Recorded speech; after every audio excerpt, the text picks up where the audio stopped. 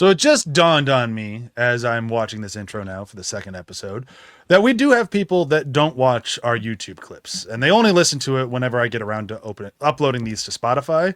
And for those folks, this intro has to be really fucking weird as they click play and they just hear a poor woman screaming for like 30 seconds. Yeah, and then quite a while. Alexandra Daddario randomly comes in and goes, "Do you think hers?" at the end.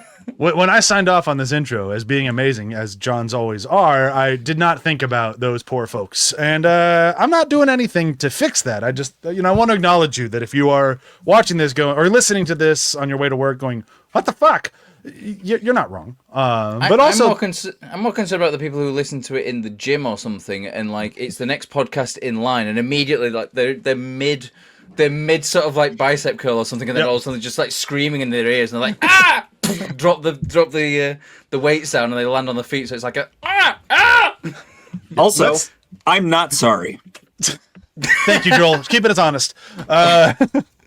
He's probably right for everyone. It's like when you hear police sirens in a song. It's just deal with it.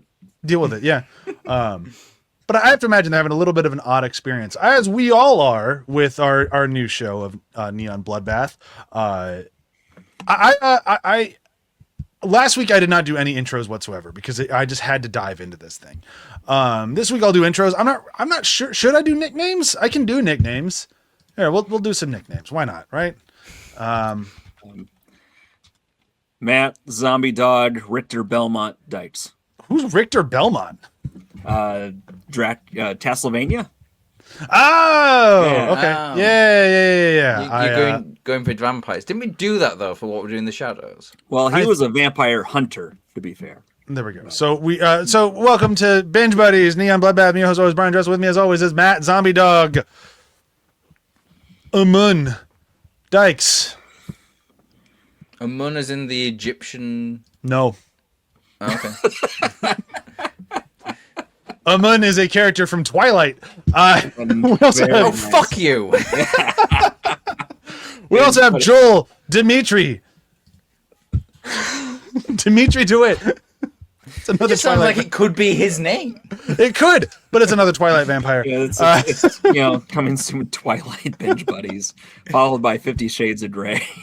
I've thought about it. I have thought about it. But I've seen all the Twilight movies because we did a special double episode way back when in the ATH days, and I'm not doing it again. Those movies suck. They suck. I'd rather walk on Legos for a year than watch any of those films. It's like, have you ever seen those like Lego challenges where these people can do backflips, and they have to land on a pile of Legos and they see like who can do it the best? I'd rather do that. And I can't do a backflip. So I'd still rather do that. So I'd probably just crash my head into it and break my neck. Sounds better. I was just thinking that, like, if you fail at a backflip, you generally break your neck. Yep. And that sounds better than watching Twilight again. I just don't think I can do it. Twilight sucks. Sucks real bad. But that doesn't change the fact that I've thought of it. And maybe, when we finally scrape the bottom of the barrel, we might get around to it. But it'd probably be one of our worst because we'd all just be miserable the whole time. It'd probably be the last one, too. Yeah, we'd go out on a real whimper. Well, we're going to say, like, we'd have to be scraping the bottom of the barrel so much that we have literally nothing else to talk about. Like, yeah. And like I find it hard to believe that we will run out of series before that happens. I'm gonna say I feel like we'd do the Death Wish films before we did Twilight. I would do Death Wish. I would do Terrifier once 4 comes out because I don't like doing trilogies. But like if the 4th Terrifier comes out, I'll do those. I can't imagine Joel will have fun with Terrifier. I don't know why I'm specifically calling out Joel, but I feel like he'd hate it the most. The little I know, you're probably not wrong. Like just knowing how you reacted to the first Evil Dead, I think you would say this is like a masterpiece compared to the first Terrifier. Fuck, I forgot about Joel's utter hatred for that film. It's perspective, right? Yeah, so just knowing that, just imagine that movie with less plot and more gore. Oh. And you have Terrifier. Great. And less artistic direction? No artistic direction whatsoever. The second one, that all comes in play. Like, the second movie is why I like Terrifier movies. The first one is why I don't like Terrifier movies. And that opinion holds forever. I love them and I hate them. I will still see them in theaters. I will regret it. Terrifier. What is it? A snuff film? Is that what Kind of, yeah. Like there is a sequence where Art the clown just murders the fuck out of this mom, beheads her and everything, then lops the top of her head off. Sorry for anybody listening who has squeamish problems. We're not on TikTok, so we can say this stuff. Lops the top of her head off, fills it with candy, and then goes and opens the door to trick-or-treaters and holds out the severed head so kids can take candy out of it. And like, ooh, what a cool bowl. It's like, that's genius. I mean, terrible. How awful. Now that's a way to genius. unalive a person. Most definitely. I'm you want a now masterclass in thinking, unaliving, it is Terrifier. Yeah. it's 4 months to Halloween. Interesting. We're not doing it. We're not doing. Yeah. No, I need 4 movies. I need 4. I don't do trilogies. No, I'm not on about doing. I'm not doing the films. I'm just on about like getting someone, cutting their head off and chopping the top of the head off and using. Yeah, I just had to do ourselves a favor there. yeah, I mean, we have an idea for the next Christmas special. Yeah, that one was getting pretty bleak. I do like that. You I won't know whose head I cut off. You won't know. we will, and it's in the news because it will be in the news. No, That'll be an I'd have to get international caught. news. Joel will hear about that in the Quad Cities. I'll hear about it in L.A. Everyone will know. And everybody will be like, it was just a matter of time. I will say our It listenership would be a will go bump for up. the podcast. Yeah, we're going to say that's when you monetize. Oh man, Put Matt behind a paywall. Yep. Yeah, fantastic. we get a Patreon, He get is one of all those Stream things. from prison. Nope. We don't condone anything Matt does. Anyhow, I don't condone anything I do. Fair. Do it. Good man. So here we are, episode 2 of Tokyo Vampire Hotel. This one picks up right where it doesn't pick up anywhere near anything else happened. I was just about to say, what? Now, what version did you watch? Because the version I watched, it turns into something else totally. Like, some weird Entirely. family drama. Yep. So when you finished episode 1, is this what you expected out of episode 2? No! Not even the slightest. When did it click what you were watching? Well, I was first like, wait, hang on a minute. Is there something gone wrong with this stream? Like, am I So it took a minute, okay. Because we didn't have any opening credits. Nope, nothing. It just starts cold, and it's like, here's this little kid, and like, her parents are not her parents. Like, she's kind of adopted, but also kind of not. And her parents When they refer to her as M, when I was like, oh no, I think this is right. I think this is... Yeah. And they were sort of in a slum-like place of living before they did the trade, so they kind of upgraded their circumstances too. Just the whole part of it is like, oh, we're going to pay you millions of Lots and lots of money. lots and lots of money if you let us do this exchange with this child. And it's like the vibe of this episode is instantly different. But also still very intriguing. Like I would have watched a movie based on this episode of people being forced to take care of this like demon-ish child that they don't know is a demon, but they're also kind of like a little afraid of it, but also very afraid of the people who are like paying them to do this. And like that conversation where they convince the parents, if you will, to take it is so wild. Of like, now that we're helping out pure trash like you're going to do what we say. It's like, ow.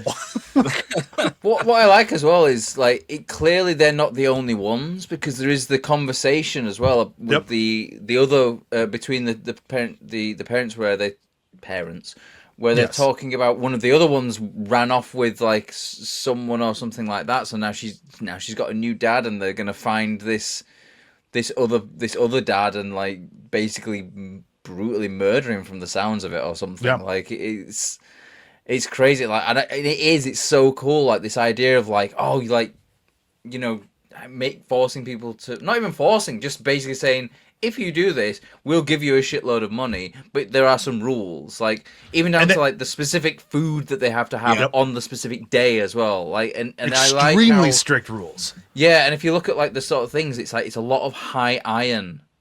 content food as well. Like the sirloin steak at the very end is like, it's kind of like the sort of nail in the idea of like, oh, this is just a lot of iron. Which I gotta say, like, there are moments in this because like I don't speak Japanese at all. Like I've listened to a lot, I've watched a lot of anime, so I've heard a lot of Japanese, and I but I don't speak it. So when I hear the words in Japanese that are like the same as English, I always kind of like, oh, that's kind of fun. And like sirloin steak, I'm like, yeah, hey, I know that one. It's like when my partner, when she watches like stuff because she's German, so she'll watch like German sort of like comedy shows or like there's like those have to be hilarious. Well, there's their version of like the Daily Show. So sure. There's a thing of there, but like every now and again, I'll just be sitting there, and it's just like YouTube, Facebook, like, and I'm like, I know that one. I know that one. You're the Leo meme. Yeah. I understood that. But yeah, I really enjoy is a strong word, but I'm very intrigued by all of this because you have like that. Here's the rules, this, and now that we've decided to help out human garbage like you, don't betray us. Don't even think about betraying us. And the very next scene, they're both betraying them, like right out of the gate. Like, you need to be convincible parents for this little girl, and she's on the bench with some dude that she wants to run away with, and he's on the bench with all these women because he's like, check out how much money I have, and they're like instantly fucking it up. That shot of him on the bench with the two women is so good as well, because it's just like, oh, how much money you gonna have, baby? Oh yeah. It's so fucking. And I just love that. Why don't we all run away together? And like, they're both smart enough to know, like, oh no, I can't do that. Nope. And then I heard about what happened to the other ones. They're like, good lord, no. Like, I'll come talk to you, I'll flirt with you, but you got to wait 10 years for me. And he's like, I'm not waiting 10 years for you. Like 10 years. No. She's like, you don't have a problem waiting 10 years for me. And it's like, yes, I do. Yeah, I sure do. No, I'm not doing that. And then as a long time, like if it's like a decade. Think about like where you were 10 years ago.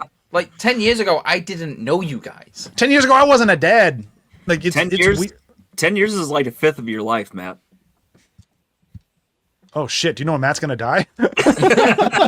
I can read palms through the internet. I was gonna say that's not right because I'm already over 50 years old, so by considerable amount. No, you aren't. Wait, did I not tell you I was born in 1687? Like, no, you weren't. Like you, I don't think you're older than me. Vampire. Oh, well, there you go. Like, I'm pretty sure I'm the oldest person on this podcast. Just look at my graying beard. I mean, I just shave, so I started doing that. Yeah, but you look distinguished. I did cut like 3 inches off of this thing. It was getting pretty gnarly there. It is a nice even beard, Brian. Thank you. He did a good job. I didn't do this. Fuck that. I live in LA, man. Billy Connolly though, and dye it purple or something like the beard. I mean, I do dye my hair purple once a year. The beard, I'm just too chicken shit to do. Do it. It's so white. I don't think it'd ever let go of the color. Like, I think it'd just be purple forever. And it's like, I don't know.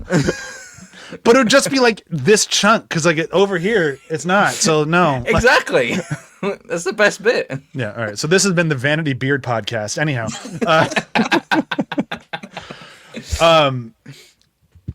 Before we get into the second half of this episode, I will play a trailer for another thing, but I do want to stick on this for just a few more minutes because we haven't even gotten to some of the weird shit yet. So like when they're in the park and they're betraying their trust immediately, we have this John Wick moment of you find out how important this kid is. Because when they start deviating, you realize fucking everyone in the park is a vampire. And they're all like, eyes on you. Like, what are you doing? Right. And it's like, oh shit, like I don't have my life anymore. And it's like, nope, you sure don't, because you agreed to do this. And you're getting paid a shitload for it. So, just do your job.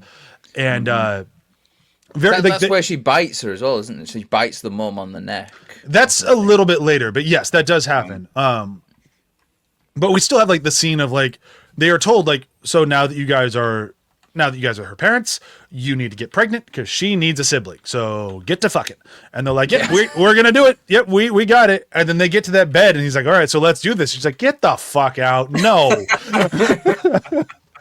And she is just like, he is so persistent, and she is like, she stands her fucking ground. Like, good for you, lady. Like, no.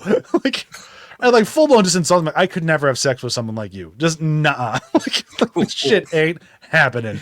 And it's like, listen, I agree with everything you're saying, lady.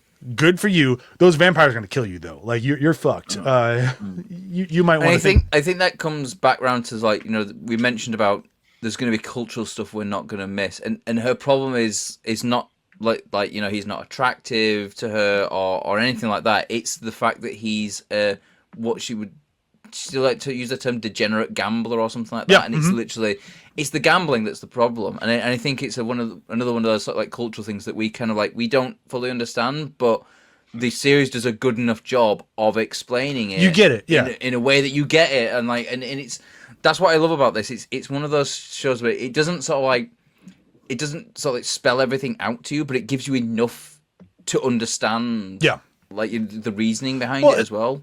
It's like, this is gonna be a really shit comparison, but it's like you've seen those videos of like when girls are asked in the street, like, what's the one thing that'd make a guy undateable for you? Pokemon. And it's like, okay, great. So I can at least like, I can understand like, so she doesn't want anything to do with someone who's fucking pissing away their life gambling. Like she doesn't even want to touch you because you're a fucking waste. And it's like, okay, great. And you can kind of piece that together. This guy's a piece of shit.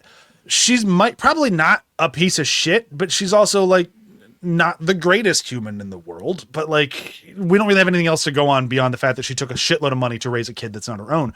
But you also get that she kind of wants to be a mom, but it's tough. Like she has that, like, it's really tough for her to call me mom because I know I'm not her mom. Like you get those sorts of things. Like that's fascinating.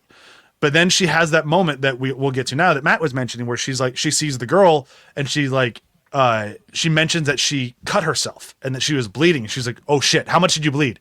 Don't tell anyone that you bled. You can't tell people that you lost blood. And it's like, we don't really have the details of why that's a problem, but you can get, this is a fucking problem. Yeah. And she's like, so this will be a secret just between you and mom. And you're like, oh, there's the bridge. Like now we're going to start seeing this relationship. And the girl takes a chunk out of her mom's neck and the mom runs away and we never see mom again. Because then she's got a new mom. Yep. And she's got a new mom. Like, and it's like, I love that. Like, you see the two bad vampires again, like, and you can tell they're kind of chill with them, which is kind of nice. Like they're kind of nice to her, and then like, oh yeah, we'll be back later. It's fine.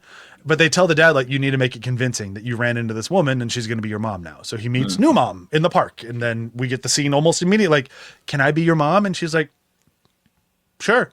It's like, oh great. But shit just keeps getting weird. Like they buy her a cat. Bye-bye, cat. Right. Oh, that was tough. Bye-bye, cat. Just for the cat lasts a while, I think. Like I think we're led to believe it lasted like maybe a year or two or something. Yeah, sure, a little bit. With new mom and you know, old dad, and then then old dad and new mom. Yep. And then cat goes bye-bye, and then we jump a few years in the future, and now Em is grown up. She's got a new dad. We don't know what happened to old dad, but he's gone. I imagine he tried to run away with his two fancy ladies. I don't know. Let's call them. But we know it's the same mom, but like she does have a line at some point where she talks about having like people like they keep swapping out. So it's like so we don't know how many new dads she's had, but the mom has stayed consistent. But she says it to her boyfriend. I think it's one of the quotes I wrote down. She says, "My mama and papa have changed many times." Like yeah. Well, because we know of it. Thing. We know she's had at least 3 moms because she had whatever before the first mom was, and then we had the mom that got bit, and then we have new mom. So at least 3. And then dads we know of at least 2, but you can guess there's probably more. Because she does weird shit, like eat her cat, and that's got to be tough to raise. But then now she's starting to get better. She has her boyfriend. She's starting to feel better about her life. And then shit just starts going wrong. Like she is sick somehow, and we don't really know what's going on. She starts having these like freak out moments. She's having a freak out moment in the park where she's not doing very well. And then you see Minami. She stops by for a second. Are you okay? And then she walks away. And it's like, oh, this is Tokyo Vampire Hotel. I was concerned we were watching a different show. Well, that was the thing as well. It's like because like they kept calling her M. I was thinking, I don't think this is actually a Minami. And then but it's still the same letter as well, so I couldn't decide if they were going to do like a little bit of a, is this actually Minami? Yes, it is Minami, but then like but it wasn't. It was a totally different character. Like, Well, I like that sort of like that flip of it. Oh yeah, and then as soon as you see Minami, like it all clicks. It's like, oh, there was 3 of them. This is one of the 3. Yeah. And it's like, oh, okay. So we knew that 2 of them had died, but we didn't know how. And now we're getting the story how one of them died. And it's like when that clicks, it's like, oh, this is kind of interesting. So like her blood and the Dracula blood did not mix, and now she is basically melting from the inside out. And like you have that moment of like when she's realizing it, then you realize how many people in her life were plants. Like even her kind of twingy little boyfriend. Oh, he's just a vampire. Then it's like, oh, yep, this one didn't work. Sorry guys, we put a lot of work into this one, didn't pay out. Yeah. It's like, oof. And then she just fucking melts and there's blood everywhere and she dies. And then you get smashed to credits, like 20 minutes into our 40-minute episode. 22 minutes into the episode is when the opening credits. Like I've only seen a series have a longer pre-credit sequence once, and it was a Goliath, I think, season 2, where it's like in a 40-minute episode, 36 minutes goes by before the opening credits come on, and then you get like one scene, and then it's end credits. Yeah, it is just, it's nuts. So now that we're in but I feel like that's an intentional choice, because you go from like, I think you go from the first episode being like this thing, then you think, oh, it's going to pick up where it left off, but there's no clue until like what 20 minutes into the episode where you see Minami, like you know, as she's crouched. So there's no real clue that like this is the same show, really. I mean, there's bits and pieces. I mean, you can tell, but like, but for the most part, you like the first 5 or 10 minutes, like for certain, you're gonna be like, wait, what is this? Have I clicked? Like, is this? Am I streaming the right thing here? What's going on here? And then like to jump into that opening credits after you've had that, it's a really, I think it's a very, very interesting choice, but I think it's a really cool choice, to be fair. It also works, like, because it's like, okay, so the first half is a backstory, and then the second half is still a backstory. Like this entire episode is just backstory. It's just we got a backstory on one of the kids, and now we have a backstory on Kay. And it's like, from this episode on, I'm like, okay, so Kay is one of my favorite characters. Got it. Like, understood. And we see how Kay becomes a vampire. Like, so when you watch that first episode, you kind of assume, oh, Kay is one of like their go-to vampires. And then you watch the second episode, it's like, oh no, she's still pretty new. Yeah.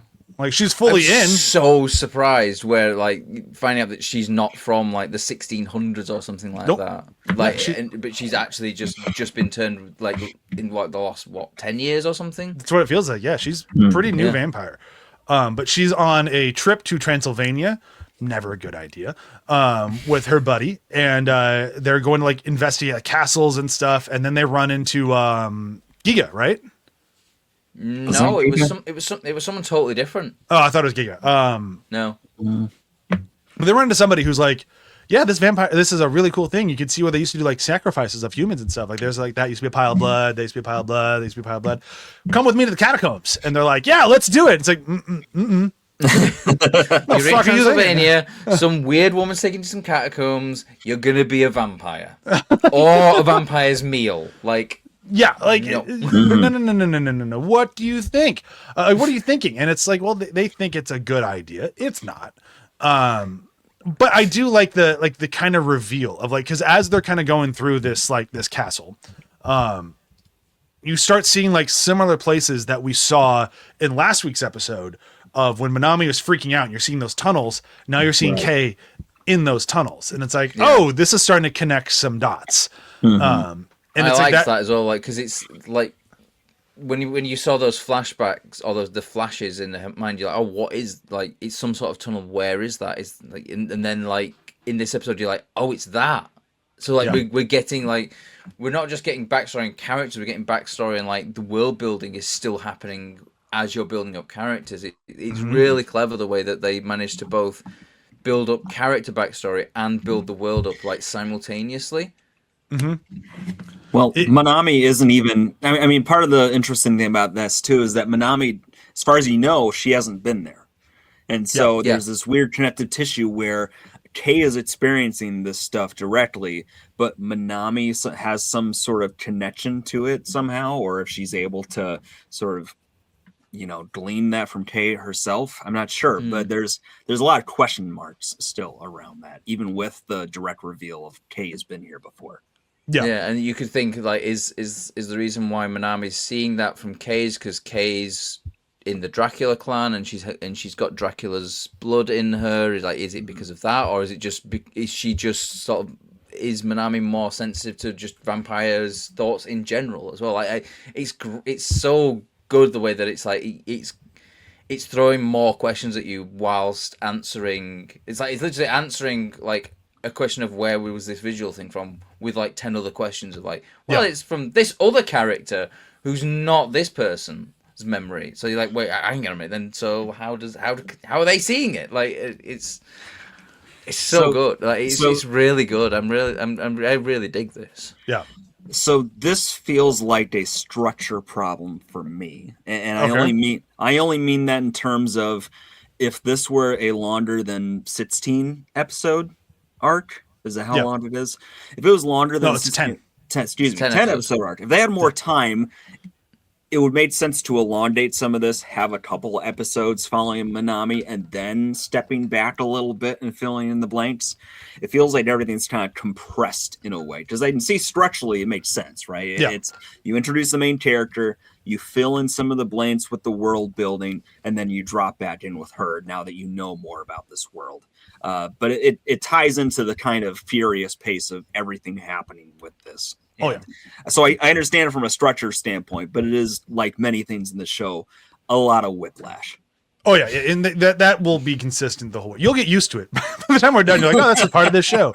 We'll go from this to Andor. Like, Andor's so slow. It's fine. You've had 3 moms and 3 dads. You'll get used to it. Yeah, you'll be fine. But it all comes in the next episode with a neck brace on. The tonal whiplash was so bad. Oh my god, I should find somebody to sit in for me next time. Yeah, just do I need to watch the episodes before? No, you'll be fine. Just dive in. But I like that. So this is where we start getting a little bit like we finally see the hotel a little bit, like the Tokyo Vampire Hotel.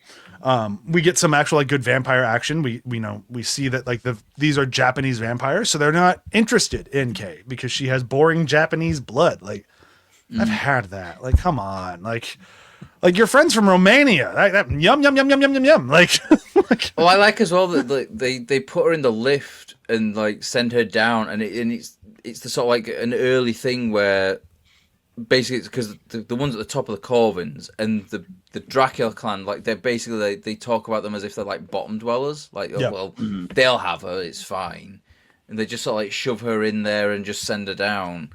And I like it's this idea of, but again, it's like it's asking more. It's not giving any answers really, but it's just kind of like, well, hang on, are the Corvins holding the Dracula clan prisoner? Like at this point, kind of what it feels like. Yeah, and it's that's sort of the idea, like these warring clans, but they're not.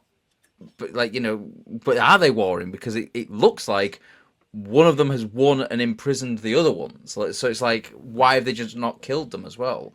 Is it something to do with the Dracula blood and the 9 babies as well?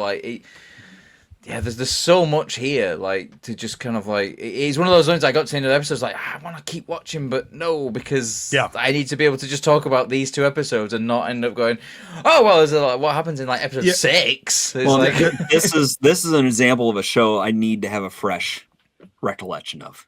It has to be within the last day or so before we record this stuff, because you're gonna miss so much, or your brain's gonna let stuff out like Swiss cheese.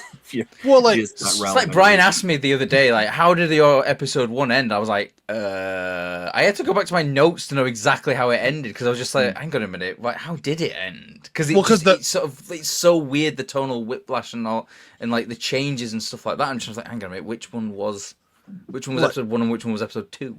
Because when I looked at like the synopsis of episode 1, it ends with Yamada in the hotel with stuff that happens in like episode 4. Like, first of all, my recollection goes, I'm like, that's not right. Like, am I watching the wrong version? Like, I want to make sure we're not all watching like different versions of this thing. I don't think there are that many anymore, but I think we're all watching the same one though. I think we are now. Yeah, for sure. So we haven't talked about the weird shit in that hotel at all. Like we've talked about some of the weird shit in this episode. We have not talked about slicing open a wall and pulling a person out of it. True. Yeah. Like That was surprising. yeah, Yeah, that's a a, little bit. Slice, little bit. when they sliced the wall up, I was like, okay, wait, that's a full person coming out. That's a person that's still alive that's coming out. What the hell is going on? Yep. Like And then more people are trying to get out. He's like, no. We're gonna patch this back up. Just the one. We just need the one today. That was pretty weird. And then we talked to the creepy lady on the pillow with the big hole in her crotch. Yeah, the Dacia. Is that how you call it? Yeah. Yep. And then The gaping maw next to her in the ground. that they have to shove a person into. That's a little weird, little odd. Like, are they feeding the person to the actual building? Because that's what it sort of like felt like. I'm not going to answer that question because no, don't answer that question because because of the wackiness of it. But it's like because it's going just straight down. Like, yep. But there's also more hands in there, so that's true. Yeah. It's But it just also like shows we're just moving this person from the wall to the floor. There's also a bit of like petting order going on because it's like one of your loyal servants. No, you're going to the gaping maw. Yeah. Not this new person. Yeah. What happened with the oily person on the floor? Was she just left on the floor? Yeah, I think so actually. Because they took the assistant who's like, wait, what? No. And, like her feet are just kind of like sticking up in the ground, like get down in there. Pretty weird stuff. If I'm being honest. I mean, despite all the crazy, it did feel like a left turn. Yeah, that was the first kind of like weird gore that. Yeah. Consuming things besides biting. Yep.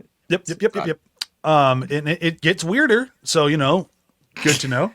But I do like, so we have like that flash. We find out that Kay got inducted or taken into the Dracula clan. So now she's part of them. And then the episode ends with like, well, Yamada got him. Like she stands up, there's all the police officers there, and she's like, yeah, see ya. And then she jumps on the phone. It's like, yeah, he got her. He definitely took her to the hotel. So I guess we got to get in the hotel. And that's kind of where it ends. And I'm like, it's a good place to end it of like, okay, so now we kind of have the table set. Like we know who Minami is at least a little bit. We know who Kay is at least a little bit. We got a little bit of like, okay, so the Corvin vampires are fucking weird. We have this kind of crazy Yamada guy. He works with these girls. One of them's kind of a corpse lady thing. One of them appears to be sitting by a gaping maw. Don't understand much more beyond that. The power structure is kind of all over the place. I don't really know who's in charge of what. But these aren't like questions that I have problems with. Like they're things that I'm like excited to get answers for. I'm like, okay, we've seen enough now that I'm like, all right, what's next? And Corpse Lady was so weird. Yeah, like, Corpse Lady's a weird one. Just when she's like lit, because it's also the way that she's lit as well. Like it's very much in shadow, so you can't fully see everything. Like it's just, it was very, and it's just the voice was very much like that sort of like. That's very. Hi everybody. Like it's very. It's like that part in E.T. when he's captured and brought to the different, everybody with the suits on. And captured. That's sort of what.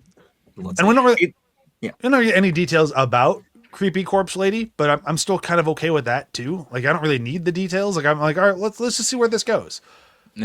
Yeah, there are plenty of mysteries that can unravel in their own pace for some of this. To your point, like my minor gripe about condensedness aside, yes, the table stakes have been set.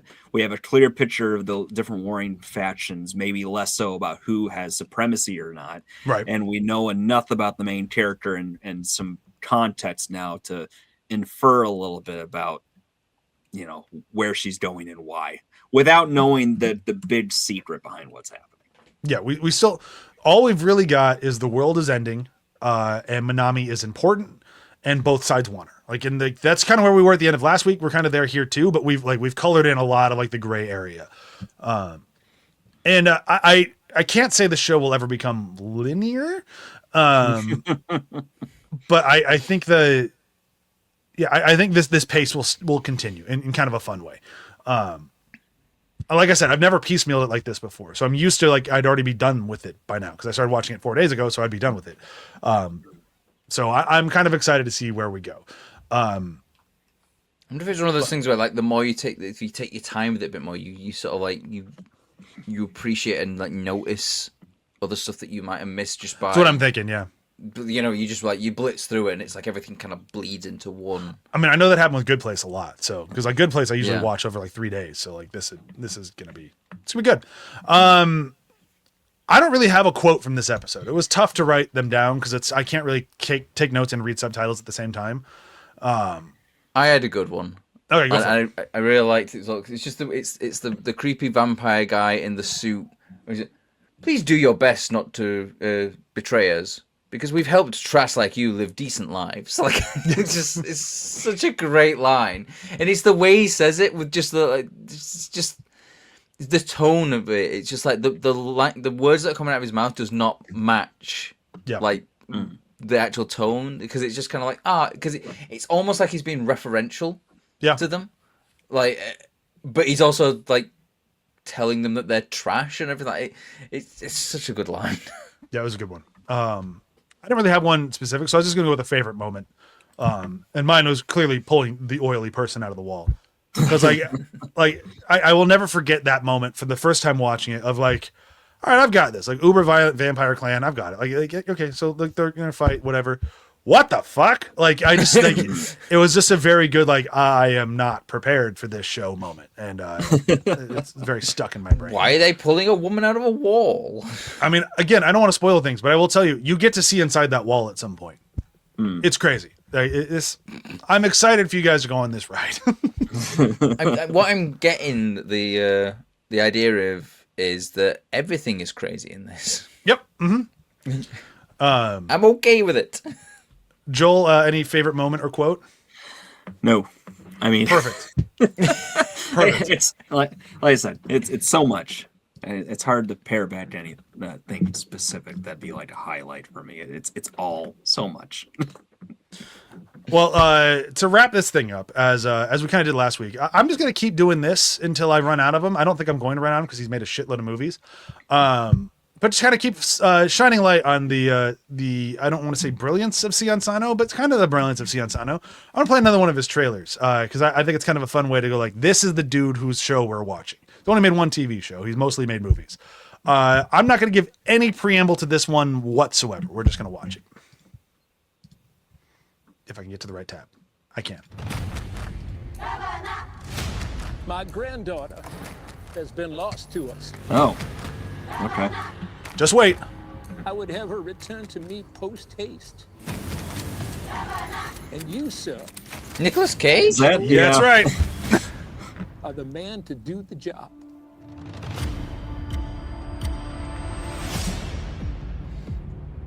Each arm is equipped with an explosive device. Your trousers are also equipped with explosives.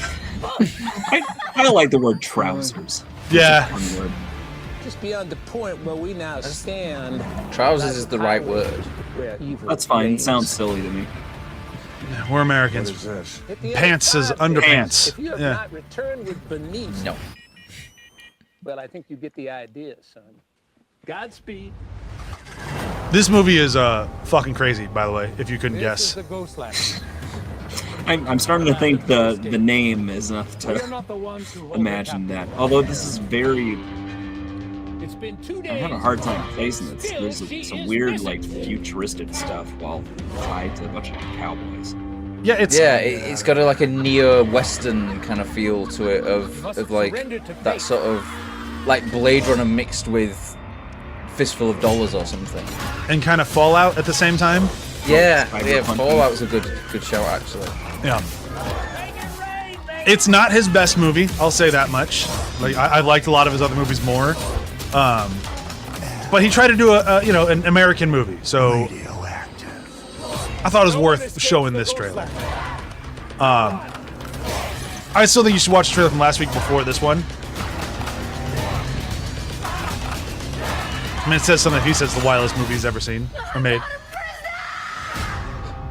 Prisoners of the Ghostland. Yeah, that sounds very Western. Yeah. I'm gonna keep doing this every week. I'm gonna keep just showing Sion Sano trailers because I can't show trailers from the episodes because I feel like that'd spoil things. I don't want to spoil things, but I still like playing clips. So I'm not sure if I'll do them at the beginning of the episode or the end of the episode, but I like having these in here because he's got a lot. And I'm gonna keep doing no preamble, so you can just enjoy the ride with the rest of us because some of these are gonna get real fucking weird. If you couldn't tell by what we've already watched so far, by the end of this Some of them podcast, are gonna get weird. oh man, that one wasn't weird. Like, wait till we watch Tag, fucking weird ass movie, but I really like Tag. But yeah, it's gonna be a good time. Yeah, I think we've done it. Thank you everyone for listening. Hopefully these are on Spotify faster this time. I didn't put any of the Justice League one up until the entire show was done. But we did have somebody reach out on Facebook and ask me to do it. So please do that if I forget, because otherwise I will keep forgetting. Anything else? Anything that anybody want to plug? Don't see Toy Story 5 unless you have a kid. It's kind of a waste of time. See Supergirl, even though it's also kind of a waste of time, but it needs more love. Toy Story 5 will do fine. Supergirl was better than people are saying it is. Not as good as you'd like. Nah, because Woman of Tomorrow is one of the best comic books DC has ever had, and the problem with Supergirl is that it's close enough to that book that we'll never get a proper movie of it, but it's also not as good as that book. So it's like, it's kind of like BVS. If you really want a Dark Knight Returns movie, we're never going to get it now because BVS happened, and it's so close to Dark Knight Returns. Same deal here. It's like, it's kind of a bummer, but the performances are great. I don't understand the outright hate for it. It does not deserve the outright hate. That is just... It's just, I think it's just, we're just back to the old DC bashing again. Yeah, that's what it is. Like, this is as good as, like, the Hulk. Like, if this is our second movie out, this is as good as that one was. So, like, I don't, it doesn't deserve that hate. Lobo's great. The action is good. The people bashing the script just don't know dick about scripts is where I'm at now. Like, you can't tell me that Toy Story 5 was a great script and Supergirl wasn't. Like, fuck off. That's it for plugs. I'm just bashing movies I've seen recently, and this episode's coming out like 2 weeks from now, so these are all wildly out of date references. Yeah, and I'm gonna go watch Canada in the World Cup, and when this episode comes out, you will know if they're still in the World Cup or not. I'm gonna guess no, but still I'm gonna root for him today. Yeah. Anything else? No. No. No. Wonderful. Bye. Bye. Bye.